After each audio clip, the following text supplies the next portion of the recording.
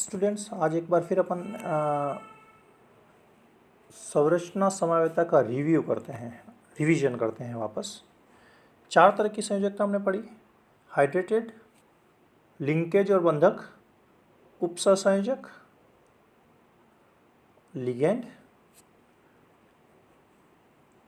ये 4 संयोजकता अपन ने पढ़ी। अब कोई भी संयोजकता एक दूसरे के अंदर मिक्स भी नहीं होती है, उसके लिए ये रिव्यू अपन देख रहे हैं। हाइड्रेटेड संयोजकता अगर अपने को देखनी है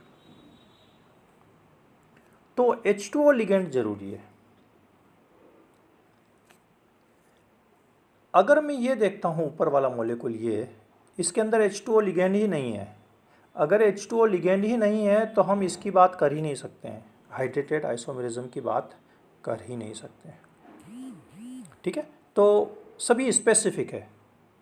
उसी तरह से ये जो आयनिक समवायता है, आयनिक समवायता के लिए हमारे पास में एक ब्रैकेट के बाहर प्राथमिक संयोजकता, जिसको हमने कहा बाहर होना जरूरी है।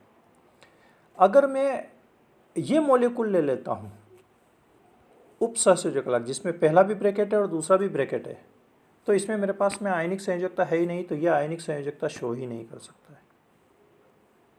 आयनिक संयोजकता के लिए जरूरी है कि मेरे पास में बाहर कोई लिगेंड आयन के रूप में पड़ा हुआ हो।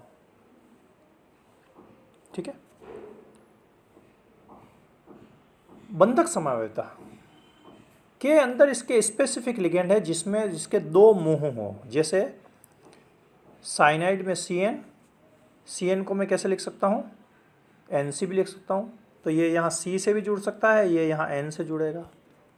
इसको मैं साइनो कहूँगा, इसको मैं N साइनो कहूँगा, तो ये लिगेंड होना जरूरी है। देखिए इसके अंदर ये लिगेंड है।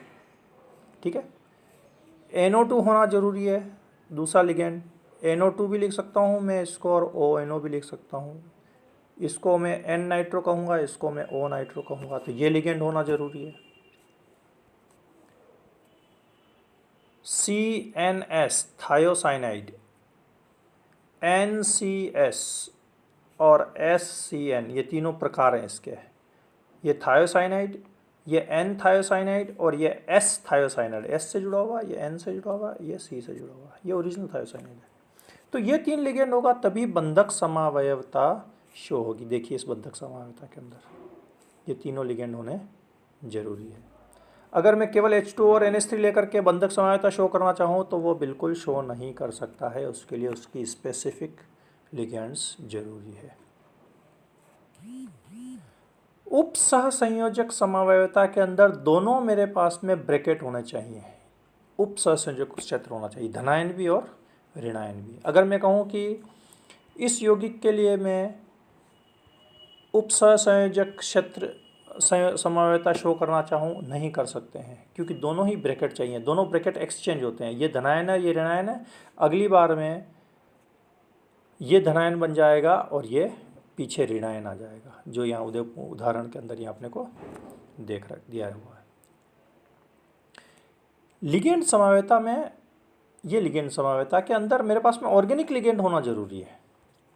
ऑर्गेनिक लिगेंड अपनी स्थिति 1, 2, 3 जो हमने ऑर्गेनिक कंपाउंड्स के अंदर देखी वो देखते हैं। देखिए कि यहाँ पर ये Cl, अगर इसको मैं एक पोजीशन मानता हूँ, ये अगर एक पोजीशन है तो ये 2 पे जुड़ा हुआ है, तो 2 क्लोरो कहलाएगा, और यहाँ पर ये 3 क्लोरो कहलाएगा। ये जो है ये 3 क्लोरो है। ठीक है। तो इसके लिए जो लिगेंड समवायता है, इसके लिए मेरे पास में इस तरह का ऑर्गेनिक समूह होना जरूरी है। ठीक है। तो ये रिव्यू है पूरा अपने पास में, सारी समवायता अब आपके पास में स्पष्ट हो गई है। संरचना समवायता के सारे उदाहरण अलग अलग तरह से, और इसी तरह से अगले लेक्चर्स में हमने त्रिविम समवायता को पढ़ा, जिसके अंदर ऑप्टिकल आइसोमेरिज्म और ज्योमेट्रिकल आइसोमेरिज्म को पढ़ा। ठीक है। तो ये समवायता के बारे में आपका सारा सिस्टम कंप्लीट